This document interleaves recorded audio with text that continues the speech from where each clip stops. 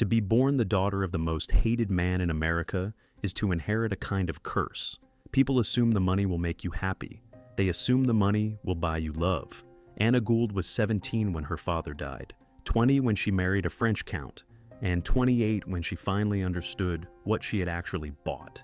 She had paid $10 million in $1890 for a pink marble palace, 3 sons, and a husband who would not be seen with her in public. Then she did something no dollar princess had ever done. She took it all back.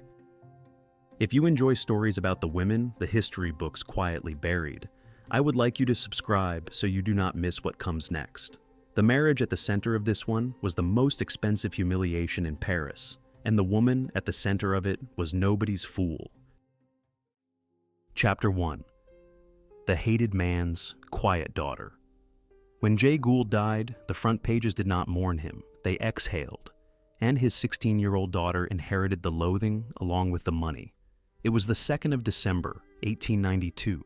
Jay Gould was 56 years old. He had spent the last 6 years coughing into a series of monogrammed handkerchiefs in the upstairs bedroom at Lyndhurst, his Gothic revival house on the Hudson River near Tarrytown, New York. The tuberculosis had been a long secret.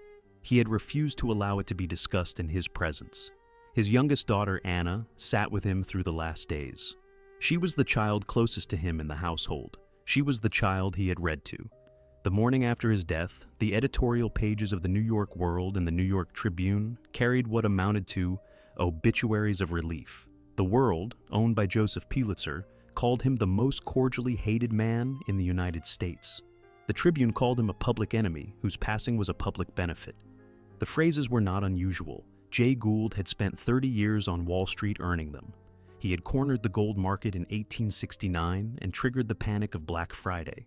He had run the Erie Railroad out of a private printing press in the company's basement, generating watered stock by the carload. He had bribed the New York State legislature so often and so openly that bribery itself had stopped being a scandal in his cases. He had bought the Western Union Telegraph Network so he could read his competitors' wires. He had killed at least one rival broker by ruin, and he had left, when he died, an estate that nobody could quite count. The official figure given out to the press was $72 million. Later, when the will was opened, the underlying number turned out to be closer to $77 million. In the dollars of 1892, $77 million was about 1/3 of 1% of the entire gross national product of the United States. Translated into the purchasing power of 2026, the estate was worth approximately $2.5 billion per child. Anna, the youngest of the 6 surviving children, received her share automatically on the day of her father's funeral. She was 16. She would turn 17 the following June. She was, on paper, one of the richest unmarried women in the world. She had grown up at Lyndhurst, the dark stone house her father bought in 1880. She had grown up in the soft, quiet, deeply Presbyterian world her mother, Helen Day Miller, built around the family to keep her children from understanding what their father did all day. Helen had died of a stroke in 1889, when Anna was 11. After that, the household had been managed by Anna's older sister Helen, who was already by 23 a serious and conspicuously religious young woman. Anna had grown up in long Sunday services in the Tarrytown Presbyterian Church, in the conservatory at Lyndhurst, in the long, dimly lit library with her father reading aloud from Walter Scott. She had grown up sheltered. She had grown up with no friends her own age outside the family. The funeral was held at Lyndhurst on the 5th of December, 1892. It was small by Gould standards. Roughly 200 people attended. The eulogies were brief. Pulitzer's papers, which had been particularly vicious about Jay Gould in life, sent reporters who counted carriages in the rain. The reading of the will, 2 weeks later, was the moment the press began to circle Anna directly. Her share of the estate was placed in trust under her older brother, George J. Gould. The trust would pay her approximately $600,000 a year in interest and dividends. In 2026 purchasing power, that was a private income of about $20 million a year. She would receive it as long as she did not marry a man with a fortune of his own. Her father had been afraid of European fortune hunters even before he died. He had written the clause specifically to ensure that anyone who married Anna had to need the money. He had not understood that this clause would become a kind of beacon. The European newspapers carried the story within 4 days. Le Figaro in Paris carried a notice about Mademoiselle Gould's inheritance on the 8th of December. By Christmas, the matchmakers of 3 capitals had her file open on their desks. She would turn 17 6 months later. She had never been to Europe. She had never been kissed. The question every fortune hunter in Paris and London and Florence asked himself in the first weeks of 1893 was a simple one. Could she be reached? Chapter 2. The Market in American Daughters. Between 1870 and 1914, more than 200 American heiresses were sold across the Atlantic to broken European houses, and the brokers worked in the lobbies of Newport hotels. The number is not an estimate. It is the result of a long count done by the genealogist Charles Knowles Bolton in 1909, then repeated and refined by Maureen Montgomery and other historians in the late 20th century. 213 American women married into the titled European aristocracy in those 44 years. They brought with them, in cash, dowries, and trust income, an estimated total of $225 million in the dollars of the time. Translated into 2026 purchasing power, that is approximately $8 billion in private capital, transferred from American industrial fortunes into European hereditary houses. This was not a series of accidents. It was a market. It had buyers, sellers, and intermediaries. The buyers were the European aristocracy in a state of advanced fiscal collapse. The French nobility had lost most of its political role after the Franco-Prussian War of 1870 and 71. The British peerage had been hit by the agricultural depression of the 1870s and 80s, which had collapsed rents on country estates by as much as 40%. The Italian and Hungarian nobilities had spent the 19th century watching their lands carved up by reform. Every old house had a chateau or a country seat, or a palace it could no longer afford to heat. By 1890, the cost of maintaining a great house in France averaged roughly $40,000 a year. The rents the same house produced from agricultural tenants averaged roughly $6,000. The difference, year after year, had to come from somewhere. It came from American daughters. The sellers were the mothers of American heiresses. They worked, almost without exception, against opposition from their husbands. American industrial fathers tended, like Jay Gould, to dislike the European nobility on principle. The mothers, who lived inside the social cage that Caroline Astor had built in New York, understood that a daughter could not climb past a certain ceiling in American society without a title. The ceiling was the Astor Ballroom. The Astor Ballroom held 400 people. Outside it, you were nothing. Inside, you were everything. The titled European husband was a way around the ballroom because a comtesse outranked a Mrs. Astor in any drawing room in the world. The intermediaries were the brokers. The most famous of them was Lady Paget, the American-born Mary Stevens, who married Sir Augustus Berkeley Paget in 1878 and spent the rest of her life in London arranging American matches for impoverished British peers. There was also Minnie Stevens Paget's cousin, Consuelo Yznaga, who married Viscount Mandeville and became the model for Edith Wharton's later characters. There was Madame Lubat in Paris, and there was the more discreet figure of the Bois de Boulogne carriage hours, where a marriageable young American on a visit to Europe could be reviewed in motion by 20 potential French suitors in a single afternoon. The brokers worked for commissions. The commissions were paid by the European side and were folded into the marriage contracts. The prices were openly discussed. A French count of average standing required a minimum of $1 million in dowry to consider an American marriage. A British earl required somewhat less, perhaps $750,000. A French duke or an Italian prince could ask $2 million or more. The most spectacular sale in the history of the market was the marriage of Consuelo Vanderbilt to the 9th Duke of Marlborough on the 6th of November, 1895, which brought $2.5 million in cash, a guaranteed annual income of $100,000, and an additional sum to settle the Duke's existing debts. Anna Gould walked into this market in the spring of 1893 as the single largest available fortune. Her annual income alone, $600,000, was 3 times the maintenance cost of any country house in Europe. Her underlying capital, of perhaps $15 million, was greater than the entire net worth of most ducal houses in France or Italy. She was also, in the cruel formulation of the period, considered plain. She was short, slightly under 5 feet 2 inches. She was dark-haired and dark-eyed, and was sometimes described in print as olive-skinned. She had a strong nose. The American press, particularly Town Topics in New York, was savage about her looks in language no respectable paper would print today. The European brokers read these accounts and rubbed their hands. A plain American heiress was an even better target than a beautiful one, because she would be more grateful and more easily managed. She was also, by birth and by exclusion, beyond the reach of the Astor Circle. Caroline Astor had refused to admit any Gould to the 400. Anna would not have been received in the better drawing rooms of Murray Hill or Fifth Avenue without a foreign title. The mathematics of her situation, then, were clear. To enter the only society available to her, she had to leave the country. Chapter 3. Boni comes shopping. He was 27, blonde, blue-eyed, broke, and had already proposed marriage to at least 3 American heiresses before he learned that the largest fortune was a girl in mourning, Marie Ernest Paul. Boniface de Castellane had been born on the 14th of February 1867 in Paris, into the Castellane de Norante family, whose nobility traced back through the Provençal counts to the 11th century.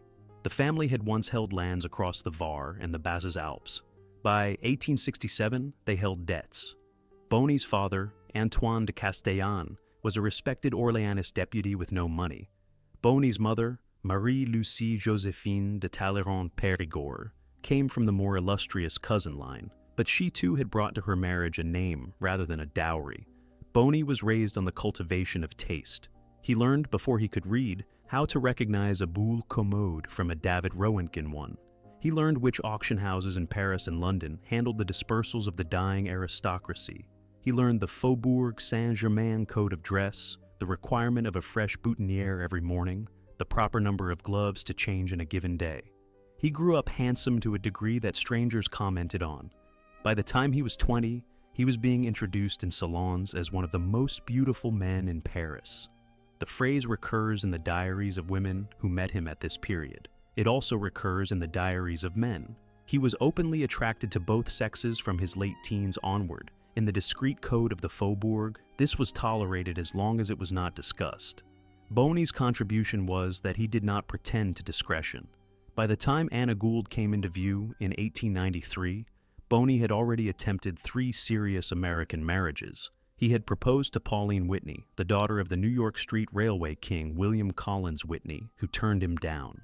He had attempted to court Helen Morton, the daughter of the United States Vice President Levi Morton, and had been dismissed. He had been seen in Newport in the summer of 1892, examining a Vanderbilt cousin who eventually married elsewhere. By the autumn of 1893, he was reading about Anna Gould's inheritance in the Paris papers and had begun making the necessary arrangements. He traveled to New York in November of 1894, ostensibly as a private gentleman touring the city. He carried letters of introduction to George Jay Gould. George was easier than Boni had expected. The Gould family, locked out of the Astor Circle, had been on the lookout for some form of social validation. Boni's name and his fluency and his height and his looks made him an immediate object of interest at the dinners George arranged at his Fifth Avenue house. Anna was brought down from upstairs for these dinners in mourning black. Since the family was still technically in mourning for her father 2 years on, she was 19 years old. She had never met a man like Boni in her life. She had also never met a man who paid her any attention. He paid her, in the New York winter of 1894 and 1895, a level of attention so concentrated that the staff at the Gould house began to comment on it. He proposed on the 20th of December, 1894, at Lyndhurst in the conservatory. She accepted at once. Her brother George, when consulted, was cautious but not refusing. The marriage contract that was drawn up in the next few weeks was a serious legal document. It was prepared under the French civil law regime of séparation de biens, the system that kept each spouse's assets formally separate. Anna's American trust would remain her own. Her annual income of $600,000 would, however, be available for the household, which was understood to be her responsibility under French custom. Boni brought to the marriage no money at all. He brought a name, a title, an entree into the Faubourg, and an expectation that his wife's American income would fund a household of his choosing. The wedding was held on the 4th of March, 1895, at the Catholic Church of St. Ignatius Loyola on Park Avenue and 84th Street in New York City. Anna had been quietly received into the Roman Catholic Church the previous month, having been raised Presbyterian by her mother. The conversion was a precondition of the marriage. The church had been banked with 12,000 white roses and lilies of the valley flown in by a special train from Florida. The Mendelssohn Glee Club sang. The bride was given away by her brother George. Boni wore the dress uniform of a French officer of dragoons. The reception at the Plaza Hotel afterwards cost approximately $25,000 in 1895 money, the equivalent of roughly $900,000 today. The New York Times described the affair as the most lavish wedding ever celebrated in the city. By the 11th of March, 1895, the couple were on a chartered steamer crossing the Atlantic. By April, they were in Egypt. By July, they were in Paris, in a rented house on the Avenue du Bois. Anna was 20 years old. She had never been to Europe before. She was about to discover what she had bought. Chapter 4. A Palace of Pink Marble. He told her he wanted to build her the Grand Trianon in pink in the middle of Paris. And she said yes because that was what she had been raised to say. The conversation took place in the autumn of 1895 during the long Paris season after the honeymoon. Boni was 28. Anna was 20. They had been married for 6 months. The first decision of importance in their married life was where to live, and Boni had a clear vision. He did not want an existing house. He wanted to build one from scratch. He wanted, specifically, a reduced and idealized version of the Grand Trianon at Versailles, the small pink marble retreat built by Louis XIV at the end of the 17th century for himself and his mistress, Madame de Maintenon. Boni wanted his own Grand Trianon. He wanted to build it on the Avenue du Bois de Boulogne, later renamed the Avenue Foch, in the 16th arrondissement of Paris, on a parcel of land then worth approximately $250,000. He wanted Anna to pay for it. She said yes. She had been raised to defer to her husband on questions of taste and household management. She had also, in the first months of the marriage, fallen in love with him.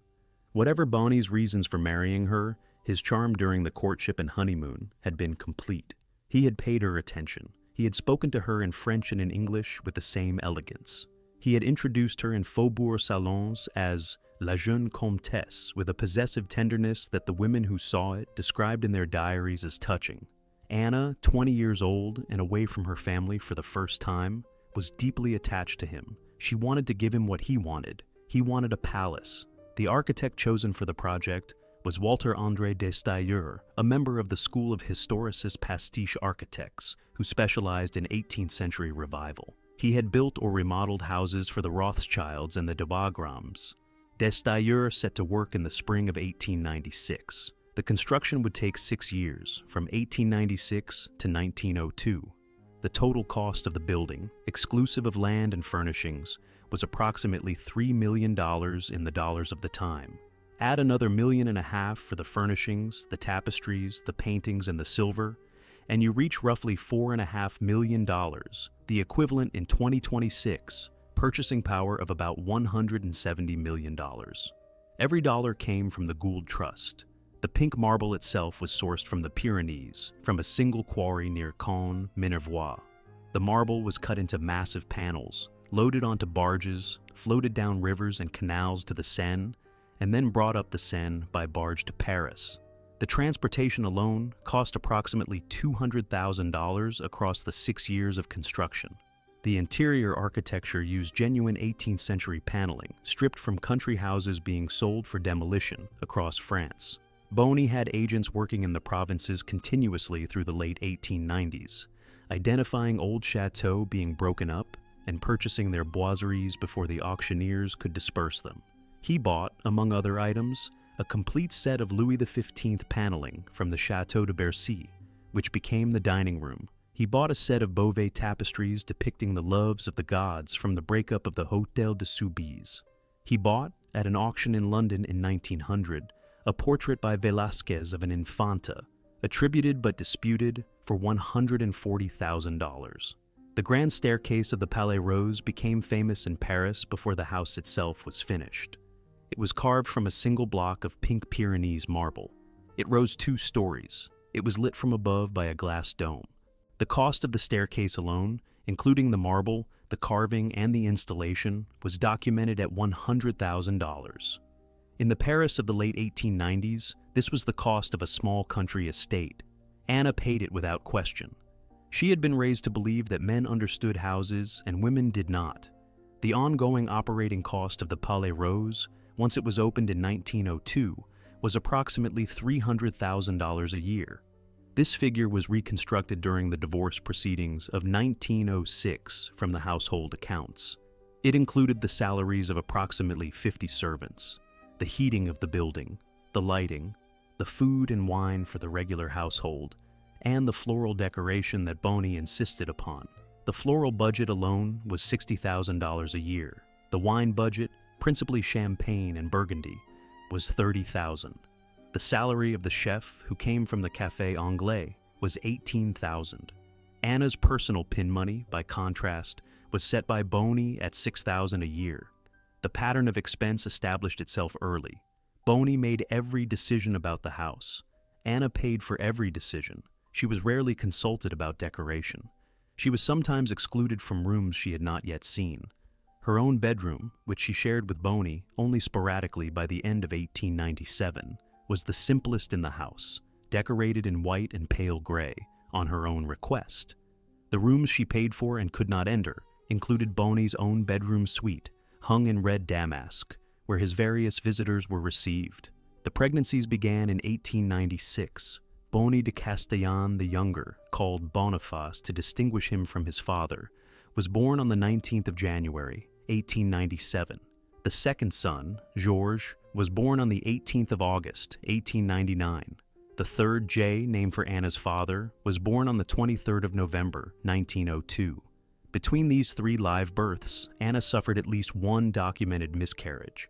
By the time the Palais Rose was officially opened in the summer of 1902, she had been pregnant or recovering from pregnancy for almost the entire 6 years of the construction. She was 27 years old. She had been married 7 years. She had paid for everything she now saw around her, and she had been allowed to enter approximately half of it. She still loved her husband in a tired and increasingly silent way. She had not yet begun to count. Chapter 5. The Glittering Cage. 3,000 guests arrived at the Palais Rose on the 3rd of July, 1903, and Anna stood at the top of the staircase in a gown her husband had chosen, and her husband stood beside a man he had chosen too. The ball was the formal opening of the Palais Rose to Paris society. It had been planned for 18 months. It celebrated Anna's 28th birthday, which fell 5 days later, and the inauguration of the upper apartments, which Destailleur had completed the previous spring. It was the largest single private entertainment given in Paris between the World Fair of 1900 and the War of 1914. It was the moment of the Palais Rose's greatest social triumph, and the moment, in private, of the marriage's deepest exhaustion. The guest list included King Edward VII of the United Kingdom, who had been crowned only the previous August, and who, at 61, was still discovering the pleasures of his new freedom. Queen Alexandra did not attend. Edward attended alone, accompanied by his equerries. The list also included the Duke of Aosta, the Aga Khan, the Comte de Paris Pretender, 2 Habsburg archdukes, the Russian Grand Duke Vladimir, and what amounted to the entire roster of the Almanach de Gotha, currently in residence in Paris. 3,000 guests in evening dress moved through the rooms of the Palais Rose between 10 in the evening and 4 in the morning. The grounds were lit by 12,000 electric lights wired into a temporary generator on the Avenue Foch. The Paris municipal electricity supply was insufficient to handle the load. Boni had paid for the installation of a custom generator and a private transmission line for the night. The cost of the lighting alone was $30,000. The orchestra of the Paris Opera played in the ballroom. The string quartet of the Opera Comique played in the salon. A second smaller orchestra played on a barge moored on a temporary ornamental lake created in the grounds. 3 pairs of swans, hired from a private zoo in Versailles, glided across the water. The total cost of the ball, as later estimated by the Paris correspondent of the New York Tribune, was $400,000 in $1890, the equivalent of about $14 million today.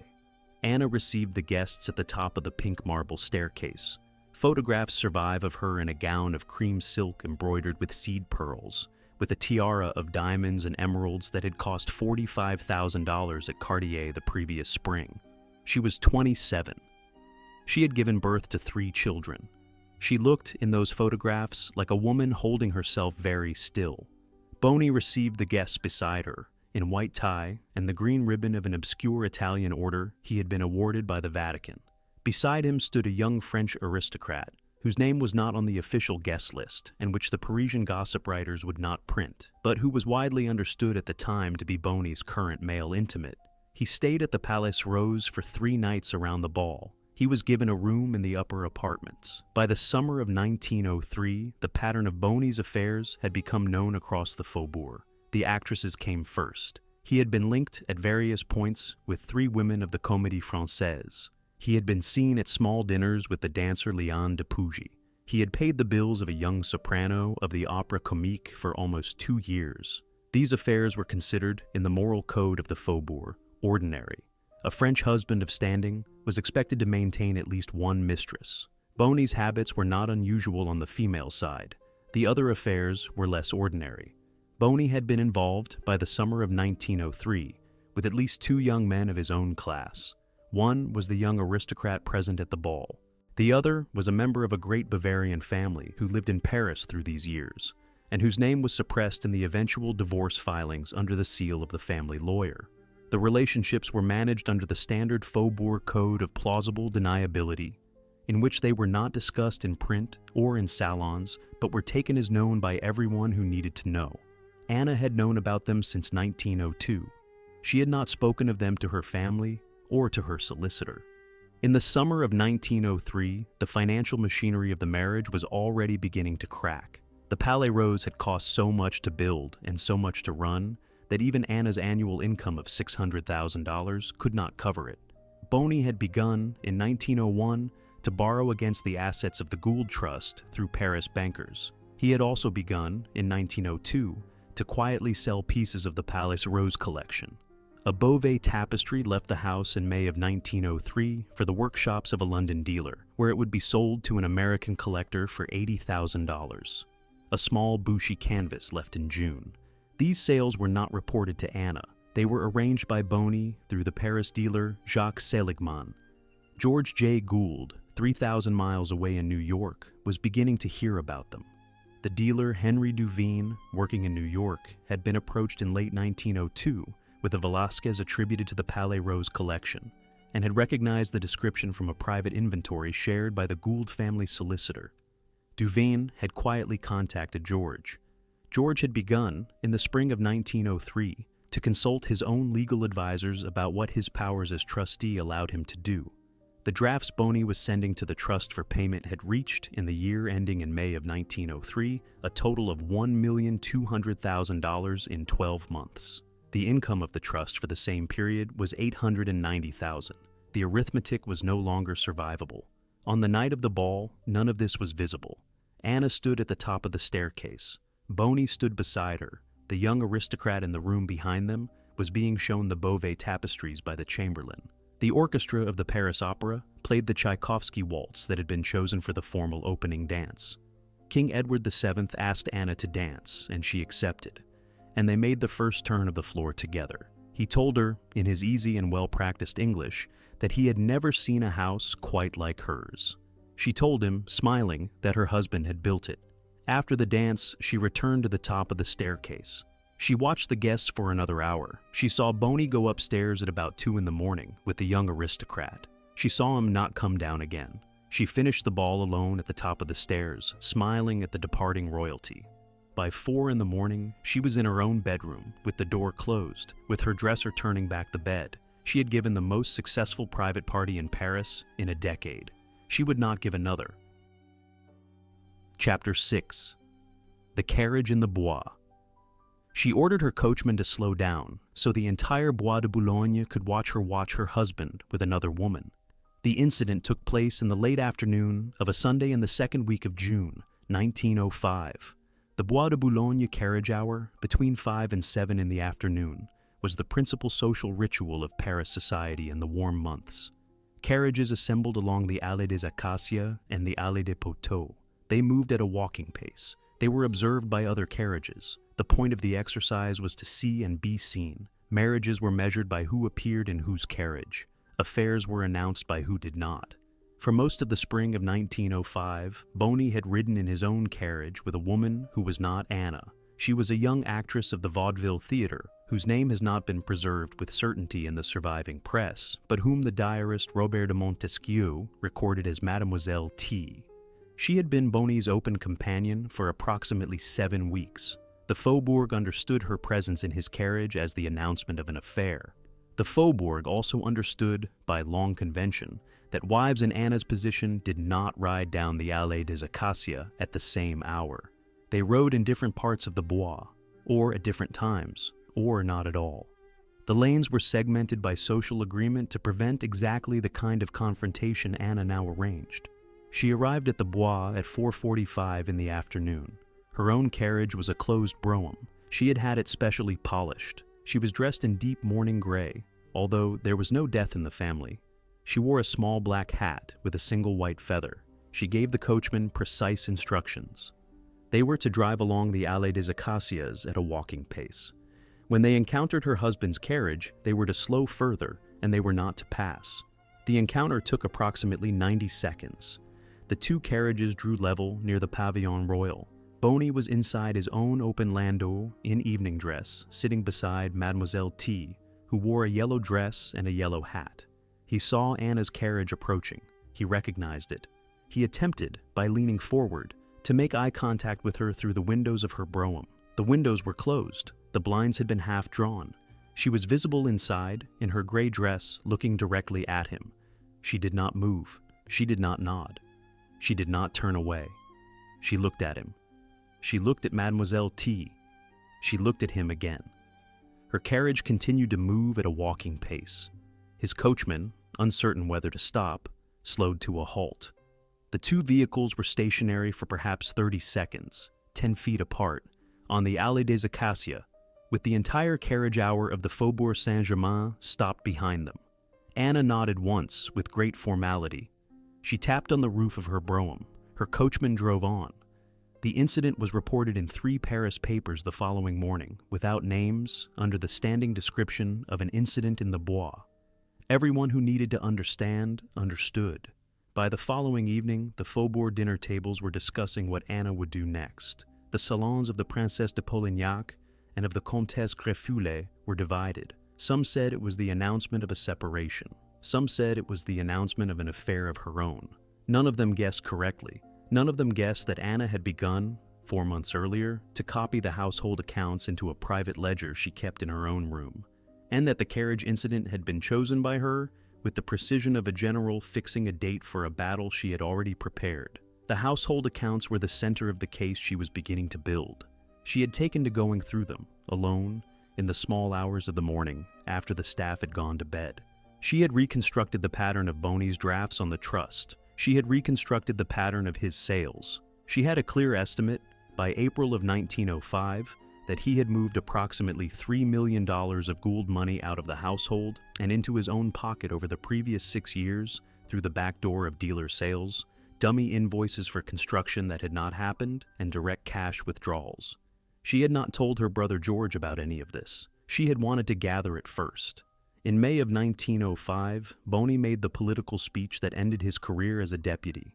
He had been elected in the previous year as a royalist representative for the Basses Alps, the seat his family had occupied for 2 generations. He had spoken in the chamber for the first time on a question of taxation and had not embarrassed himself. He had made his second speech on the 22nd of May, 1905, on the proposed law of separation of church and state. He had attacked the Republic in language so intemperate that the deputies of the center, who had been prepared to be tolerant, were turned. He had called Premier Combes a Freemason and a Jacobin. He had implied that the Republic was a temporary aberration. He had called the deputies of the left les hommes du bourreau, the executioner's men. The chamber had nearly censured him. The opposition press, which had previously been gentle because of his wife's American money, broke open. Le Matin and L'Humanité ran a series of articles through the summer characterizing him as un mari entretenu, a kept husband who had no political standing of his own and who lived off his wife's American dollars. The articles were savage. They were widely read in the salons. In October of 1905, Anna began the quiet consultations with the Paris law firm of Boni et Croupi. Maître Croupi was a noted divorce specialist who had handled a number of Faubourg cases through the Loanaquet machinery. He met Anna in his office on the Rue de Rivoli in the late afternoons, when Boni was at his club. He drafted through November of 1905 the preliminary case. The ground would be injures graves, serious injury, which under French jurisprudence could cover both financial and moral wrongs. The case would require the deposition of household servants. It would require the production of the household accounts. It would require the willingness of George Jay Gould to testify in writing from New York about the trust drafts. Anna obtained all of these by the end of the year. The papers were filed at the Tribunal Civil de la Seine in the second week of January, 1906. Boni learned of the filing from a process server in the entrance hall of the Palais Rose at 11 o'clock on a Tuesday morning. He read the papers and then sat down on the bottom step of the pink marble staircase and stayed there for half an hour. The chamberlain who saw him there later said he looked for the first time in his life as if he had not understood something. Yes, Chapter 7. The Quiet Brother in New York. George Jay Gould had spent 7 years signing the drafts, and one morning in November of 1905, he stopped. He had been, since their father's death, the trustee of Anna's inheritance. The trust was administered out of an office on Broad Street in the Wall Street district of Manhattan. The office held a single safe, a single ledger book, and a single clerk named Charles Osborne, who had worked for Jay Gould for 12 years before his death, and who continued to serve the family with the patient discretion of a man who knew where the secrets lived. The trust paid Anna her annual income in quarterly installments into a French account at the Banque de Paris et des Pays-Bas. The drafts came in through the same Paris bank from Boni's secretaries, in Boni's name as authorized representative of the household. The drafts had grown. In the first year of the marriage, the year ending in March of 1896, the drafts had totaled $420,000. In the year ending in March of 1905, they totaled $1,340,000. The trust's income for that year was $890,000. The difference, $450,000, had been made up by drawing on the underlying principle of the trust, which George, as trustee, had been authorizing at Anna's apparent request, on the strength of her signature on the cover letters that came over with the drafts. The signatures were not always Anna's. Some were Boni's secretaries, some were Boni's. George had begun, in early 1905, to compare the signatures. They did not match. He had also been receiving, through the dealer Henry Duveen, increasingly alarmed reports about pieces from the Palais Rose collection appearing for sale through London and New York. By October of 1905, George had collected enough evidence to confront the situation. He did not first confront Boni. He wrote to Anna. The letter went out from New York on the 27th of October, 1905. It reached Anna at the Palais Rose on the 8th of November. It was a long letter, 8 pages in George's careful handwriting, asking direct questions about every draft of the previous 2 years. It asked her, in language that was as gentle as he could make it, whether she was aware of what was happening to her capital.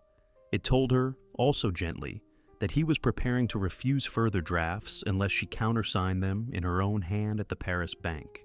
He enclosed a list of the disputed signatures. He enclosed copies of the Duveen correspondence about the Velasquez.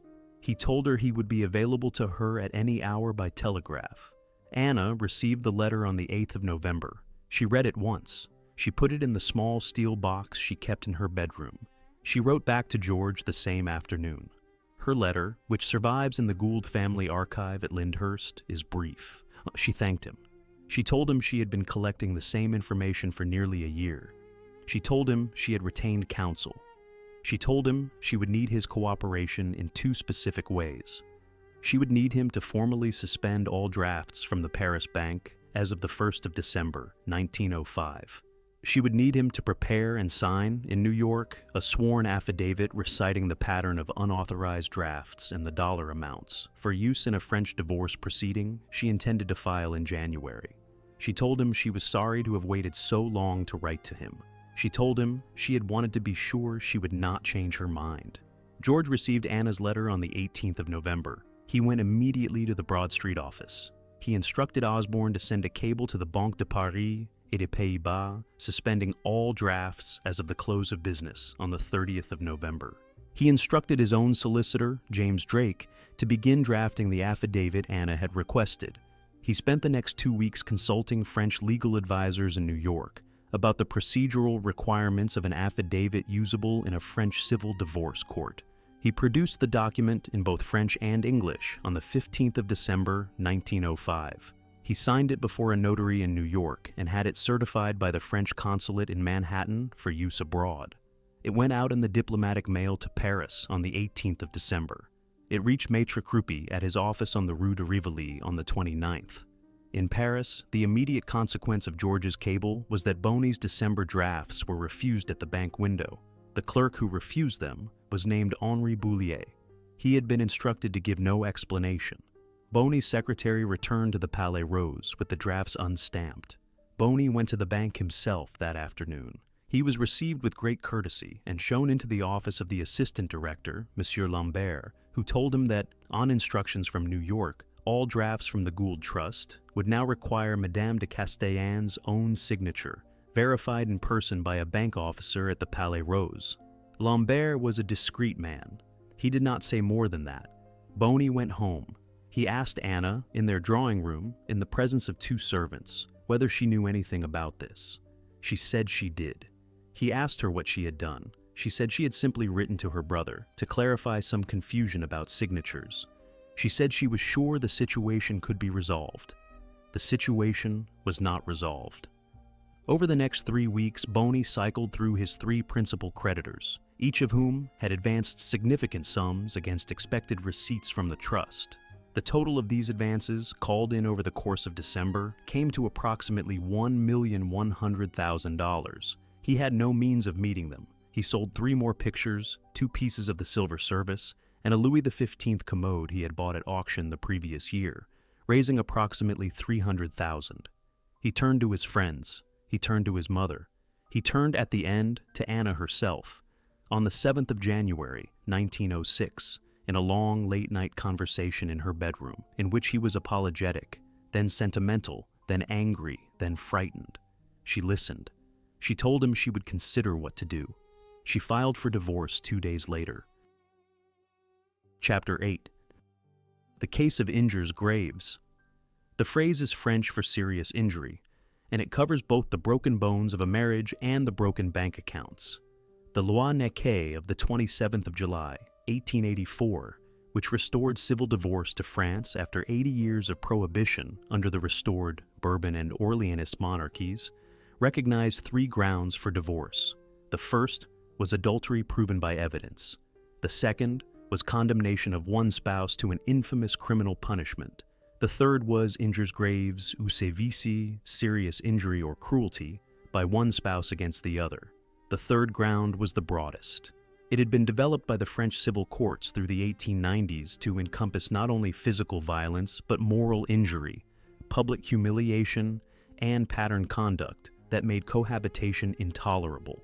By 1905, French jurists had begun to argue that financial mismanagement so reckless as to threaten the wife's separate property could also fall within the injures graves clause. Anna's case at Bonnet at Croupi was the first major test of that broader reading. Maître Croupi structured the case around 3 central elements. First, the pattern of unauthorized drafts on the Gould Trust, supported by the Drake affidavit from New York.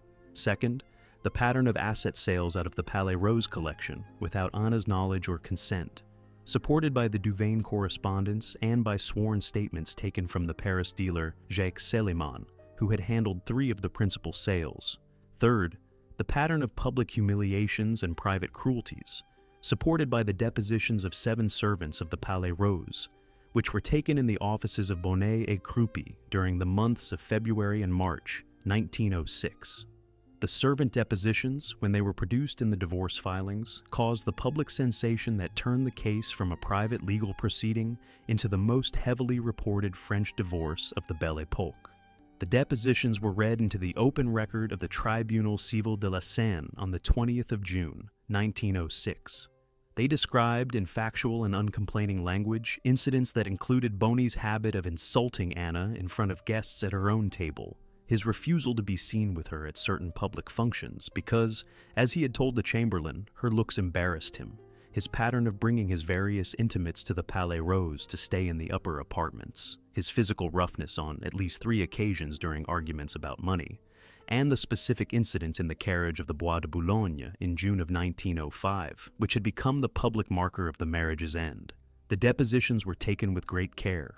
The principal deposition came from the head chamberlain of the Palais Rose, a man named Joseph Fouquet, who had served the household from the building's opening in 1902, and who had a memory for dates and names that the lawyers described as exceptional. Fouquet's testimony alone ran to 87 pages of typed transcript. He described, with no editorial comment, the daily pattern of the household for 4 years. The other depositions came from the under-chamberlain, from Anna's lady's maid Marie Boucher, from the chef Auguste Beaumont, and from 3 lesser servants who had been present at specific incidents. None of them was bribed. None of them retracted under cross-examination by Boni's counsel. They had all been treated badly by Boni. They had all been treated decently by Anna. They told the truth. Boni's defense, conducted by Maître Dubuis, was that an aristocratic marriage operated on different principles than a bourgeois one, that what Anna characterized as humiliation was the normal expectation of a wife who had married into the Faubourg, that the asset sales were ordinary household economy, and that the trust drafts were authorized by his wife's habitual countersignature, the patterns of which had simply not been understood by the New York bank. Dubuis was a brilliant lawyer. He was facing a case that was already lost. The proceedings ran from the filing in January through the verdict in November. The principal hearings took place in the spring and summer. The Paris press attended every session. The New York Herald maintained a permanent Paris correspondent on the case. The London Times sent its Paris bureau chief. Town Topics in New York ran weekly Castellane columns for 10 months. The press coverage transformed Anna's reputation. She had entered the case as the spurned wife. She emerged from it as a woman in control of her own narrative, having declined every interview, having appeared in court only when summoned, having dressed always in deep gray or black, having shown no emotion in the courtroom. Boni, by contrast, gave a series of disastrous interviews. He told one French reporter that he could not understand why Anna was making this difficulty, given that she had received in exchange for her dollars the use of his name. He told another that he had given her 3 sons and the address of the Palais Rose, and that he considered the bargain more than fair. These remarks were reprinted across Europe and America. They confirmed every accusation Anna had made about him. They sealed his social ruin before the verdict was rendered. The verdict was delivered on the 15th of November, 1906, by the Tribunal Civil de la Seine, sitting in 3-judge panel. The court found that the conduct of Boni de Castellane satisfied the requirements of injures graves on all 3 of the heads pleaded. The court awarded the divorce. The court awarded sole custody of all 3 sons to Anna. The court found that the marriage contract had been properly drafted and that the séparation de biens regime protected Anna's remaining capital. The court ordered Boni to pay a token sum in costs and made no further financial award against him because he had nothing left to pay with. The court ordered the Palais Rose, which was held in Boni's name, to be vacated by him within 60 days. The Chamberlain Joseph Fouquet read the verdict in the tribunal at 4 in the afternoon. By 5, the news had reached the Faubourg. By 8 that evening, Boni had received 6 letters from prominent salons withdrawing their hospitality. He sat in the small study at the Palais Rose, drinking until 2 in the morning. Anna was at Marly-le-Roi with the 3 boys. She had been there since the start of the trial. She received the news from Maître Croupi by telegram at 6 in the evening. She read the telegram once. She gave the chamberlain instructions for dinner. She went to her room and wrote, for the first time in 11 years of marriage, a letter to her sister Helen in New York, telling her, in 3 sentences, what had happened. She closed the letter with the words, "I will be coming home for a visit in the spring. I am bringing the boys. I think you will like them." She signed it with her maiden name. Chapter 9. The Verdict and the Vatican's Refusal. On the 15th of November, 1906, the Tribunal Civil de la Seine ended the marriage in 11 months, and Rome refused to acknowledge it had ever existed. The civil divorce was complete.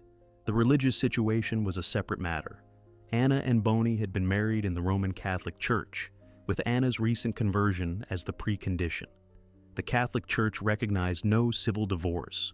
To obtain a religious annulment, Anna would have had to petition the Sacra Rota in Rome, present grounds of consanguinity, fraud, or non-consummation, and wait for a ruling that could take years, and that would in her case almost certainly be refused. The grounds simply did not exist. The marriage had been validly contracted, validly consummated, and had produced 3 children. There was no canonical basis for an annulment.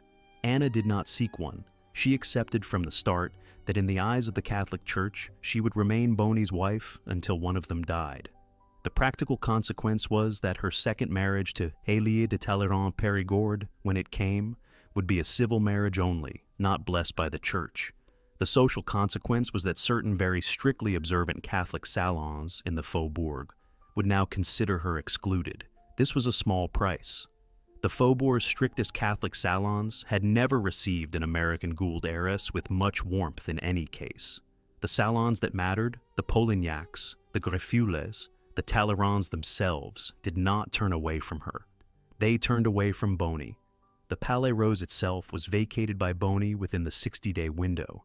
The mansion was put on the market in the spring of 1907 through the dealer Seligman. It was bought on the 2nd of June, 1908, by the businessman Constant Said, an Egyptian-Lebanese sugar merchant who had made his fortune in the Suez trade and who could afford to take it off the market for cash. The price paid was $3,200,000. The proceeds went to settle Boni's debts. After the debts were satisfied, Boni was left with approximately $200,000 in cash and the entirety of his personal wardrobe. He moved into a 4-room apartment in the Rue Saint-Dominique. He let go all of his staff except for one valet who agreed to work for half wages. He attempted, through 1907 and 1908, to re-enter Paris society on his own. The attempt was unsuccessful. The salons that had previously been his received him with the polite formula of being away from home when he called. The clubs that had previously elected him invited him not to renew his memberships. Within a year he was, socially, alone. He attempted to write his way back. His first book, Memoir, was published in 1924 and sold reasonably well across the French-speaking world. His second, Comment j'ai découvert l'Amérique, appeared in 1925 and was widely reviewed. Both books took the position that Anna had been a difficult and unappreciative wife, that the Palais Rose was a gift she had failed to value, and that the divorce had been the work of her brother George and the New York lawyers. He never, in the books, mentioned the male affairs. He never mentioned the deposition of Joseph Fouquet. He never mentioned the carriage in the Bois. The omissions were as telling as the inclusions. He lived in the Rue Saint-Dominique for the remaining 24 years of his life. He drank steadily. He continued to be received occasionally at private dinners by old friends, but the larger society was closed. He died on the 20th of October, 1932, of pneumonia in the apartment, alone except for the valet. He was 65 years old. 12 people attended his funeral, including no member of the Faubourg of any rank. None of his 3 sons attended. Anna, who was then 57 and living in Paris, sent a sum of money through her solicitor to cover the costs of the burial. She did not send a wreath. She did not attend. Anna, in the months immediately after the divorce verdict, did not stay in Paris. She took her 3 sons and moved to Marly-le-Roi for the spring, and then, in May of 1907, she made the visit home to New York she had promised her sister. She was 31 years old. She had not seen Lyndhurst in 12 years.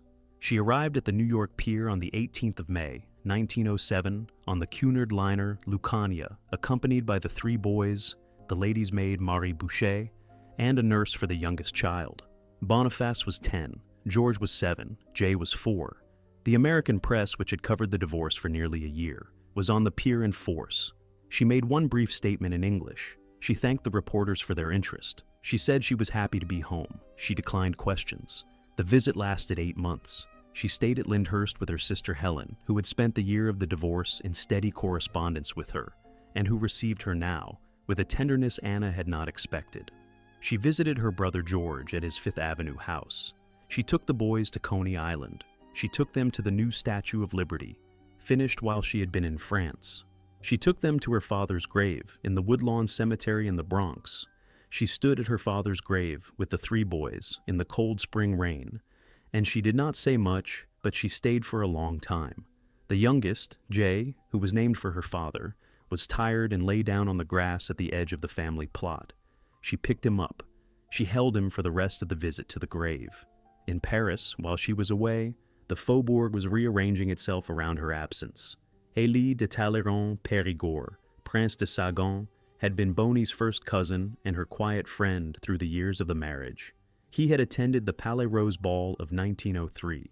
He had been one of the few members of Boni's own family who had not closed his door to Anna during the divorce. He had written to her, courteously and at intervals, through the year of the trial. He had visited her at Marly-le-Roi twice in the spring of 1907. He had not, while she was still legally Boni's wife, in the eyes of any law, declared himself. She returned from New York in November of 1907. He came to call on her at her new house in the Avenue d'Iéna on the 3rd of December. He proposed marriage on the 15th of February, 1908, in the small library of that house. She accepted. The wedding was set for the 7th of July. The Faubourg, when the news was announced in March, understood at once. Helie was a Talleyrand. He was descended from the diplomat Charles Maurice de Talleyrand-Perigord, who had served Napoleon and the Bourbons. He was the head of the more important branch of the family from which Boni's mother had come. He held the courtesy title of Prince de Sagan and would later inherit the title of Duc de Talleyrand. By marrying him, Anna would acquire a title equivalent to or higher than the one she had held as Boni's wife, in Boni's own family after having divorced him. The Faubourg said it was the most elegant revenge it had ever witnessed. The phrase was repeated in identical words by Madame Greffoulet and by the Comtesse de Chivigny. Boni learned of the engagement from a notice in Le Figaro on the morning of the 16th of February, 1908. He read the notice twice, the valet later said, and then he sat down at the kitchen table and put his head in his hands and wept for nearly an hour. He did not attempt to contest the marriage. He had nothing with which to contest it. The wedding took place on the 7th of July, 1908, in the town hall of the 16th arrondissement of Paris. It was a small civil ceremony. Approximately 40 guests attended. The witnesses were Helie's brother and Anna's sister Helen, who had crossed from New York for the occasion. Anna wore a gray silk dress and a small hat with white roses. She was 33 years old. She was now the Princesse de Sagan. She would within 29 years be the Duchesse de Talleyrand. She had divorced and remarried in the strictest Faubourg into the more important branch of her former husband's own house. She had taken back on her own terms every social gain that the original marriage had promised her, and she had taken them back with the implicit endorsement of the same families that had blessed her first marriage. The transaction had been completed. Chapter 10. The Cousin Helie. She married Boni's first cousin in the summer of 1908, and the Faubourg understood it as the most precise revenge Paris had ever seen. Helie de Talleyrand-Perigord was, at the time of his marriage to Anna, 48 years old, a widower of 14 years standing, and a man of the most discreet and conventional Faubourg manners. He had been born on the 11th of August, 1859, into the senior branch of the Talleyrand-Perigord family. His father, the Marquis de Talleyrand-Perigord, had served as French ambassador to several courts. His mother had been a princess of the House of Stolberg. He had grown up in the Hôtel de Talleyrand on the Rue Saint-Florentin in Paris, the house that had served the diplomat Charles Maurice. He had been educated by tutors and by the regimental life of a French cavalry officer in his 20s. He had married, in 1887, the heiress Jeanne Salière, whose dowry had been substantial, but whose death from tuberculosis in 1894 had left him a widower with 2 small children. He had spent the 14 years between his first wife's death and his second marriage in a quiet, unfashionable life on his country estate at Valençay, the great Talleyrand chateau in the Indre, which he could barely afford to maintain. He had refused, throughout the 1890s, several proposed remarriages to American or English heiresses on the grounds that he did not want to live again as a husband supported by his wife's money. The decision to ask Anna to marry him in 1908 was therefore a complicated one. He was breaking a personal vow. He was doing so for a woman who was both divorced in the eyes of the Catholic Church, still legally married to another man, and the largest fortune in Europe. He had been careful, in the months leading up to his proposal, to make plain to Anna and to himself that he was asking her as a person, not as a treasury. He had asked her in his proposal to give him nothing financially. He had asked her only for the right to share the rest of his life and to be a father to her children. Anna had been, by the time of the proposal, more guarded than she had ever been in her life. She had accepted him not on his finances, but on his record. He had not abandoned her during the divorce. He had visited her sons. He had treated her servants with the same courtesy as he treated their employer. He had, in private letters preserved in the Talleyrand archive, made plain that he disapproved of his cousin Boni's behavior, and that he considered Anna's divorce a moral necessity. He had also, when consulted by Boni's mother in the autumn of 1907 about whether he intended to court Anna, told the truth, which was that he did. He had not, in the year of his courtship, hidden anything from anyone. The marriage of the 7th of July, 1908, was followed by what amounted to a quiet rebuilding of Anna's life. They moved together to the Avenue d'Iéna house through 1908, and then in 1909 to a larger townhouse at 34 Avenue Foch, half a mile from the Palais Rose, which they did not visit. The three Castellane sons grew up in the Talleyrand household. Helie treated them as his own. Boniface, the eldest, would later say in a memoir of his childhood that his mother had only ever shown him love through her actions, and that his stepfather Helie had shown him love through every word and every gesture from the day he met him. Anna and Helie had two further children. A daughter, Helene, was born in 1909. A son, Howard, was born in 1911. Both children were raised together with the three Castellane sons. The household ran on Anna's American income, supplemented by the modest rents of the Talleyrand lands. Helie refused, throughout the marriage, to take a household allowance or to spend on his own account. He took only what he needed for his clothes and for the cost of his cigars. He died on the 2nd of January, 1937, of complications from an old riding injury at the age of 77. The marriage had lasted 28 years. Anna did not remarry. She had become, by his death, the Duchesse de Talleyrand. She had inherited from him the Château de Valençay, the Hôtel Saint-Florentin in Paris, and a substantial collection of family portraits, papers, and silver. She had managed his estates alongside her own American assets with the patient discipline she had learned from her father. She had become, in the Faubourg of the 1930s, the dean of American-born women in France. Her parties were small. Her dinners were considered the most exacting in Paris. She received but rarely. She was 44 years old when Helie died. Chapter 11. The long, quiet half-century. She lived another 53 years after the divorce, and the loudest thing she ever did was watch quietly as her enemies died. The years from the second marriage to her own death are the least documented and the most consequential in her life. She had become, by the 1920s, one of the most patient stewards of inherited capital in Europe. The original Gould fortune, which she had brought into the first marriage at $15 million, had been reduced by Boni to perhaps $8 million by the time of the divorce. She had then, with the help of New York counsel, reorganized the trust so that all further income was reinvested. She drew only what she needed. She lived by Faubourg standards modestly. She did not give large parties after the second marriage. She maintained a household appropriate to her rank, but did not exceed it. The trust, between 1907 and 1937, more than doubled. 2 world wars cut through her life. The first found her in Paris in August of 1914, with 5 children at home. She moved the family to the south of France for the first winter of the war. She returned to Paris in the spring of 1915. She turned over portions of her Paris and country houses to the wounded. She paid, out of her own funds, for the staffing of 2 military hospitals through 1917 and 1918. Helie served, at his own request and despite his age, on the staff of the Eastern Front. Her eldest son, Boniface, served in the French army. Her second son, Georges, served in the artillery. Both survived the war. Her third son, Jay, then 16 at the start, did not serve. Between the wars, her oldest son, Boniface, became the source of her greatest private sadness. He had married the American heiress Eve Curley in 1918. The marriage failed. He drifted in the 1920s into a series of unhappy entanglements and into the orbit of the French royalist far right. He associated himself with the Action Française. He moved in 1934 into the Palais Rose itself, which he had purchased from Constance Saïd's estate the previous year, with a loan secured against his expected inheritance from his mother. He attempted to recreate, in the building his father had built, his father's life. He failed at it. By 1940, he was deeply in debt and had moved further into the politics that would define his last years.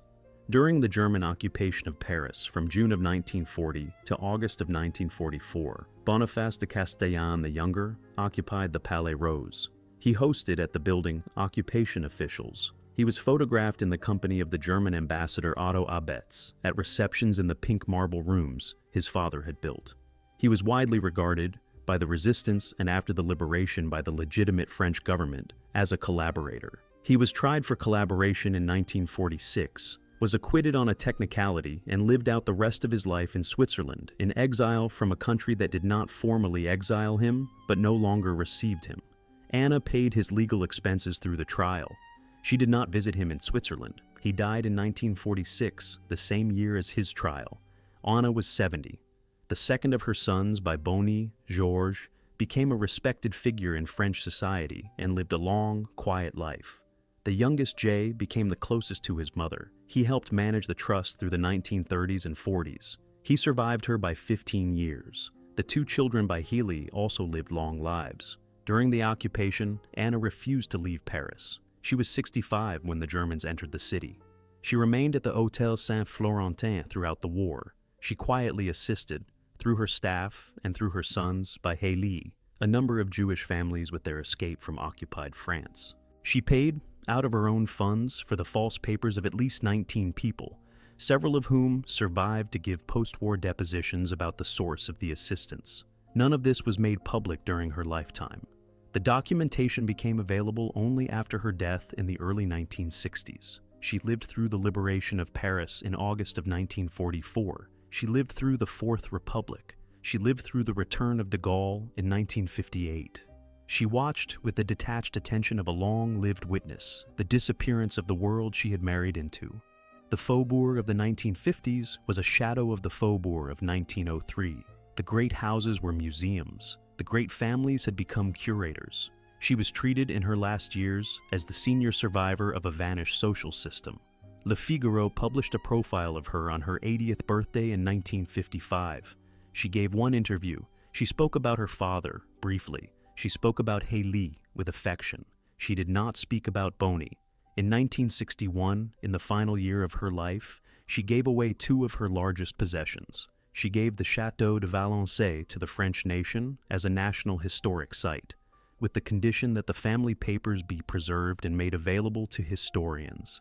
She gave Lyndhurst, the Gould family estate on the Hudson, to the National Trust for Historic Preservation of the United States. She kept her Paris apartment in the Hôtel Saint-Florentin until the end. She died there on the 30th of November, 1961, of natural causes, at the age of 86.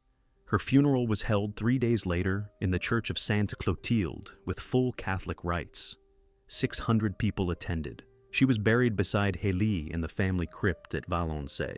The Palais Rose itself, the pink marble palace she had paid for, that had seen the King of England dance with her in 1903, that had been occupied by her collaborationist son during the war, was sold by the family after her death. The buyer demolished it in 1969. The site became an apartment block.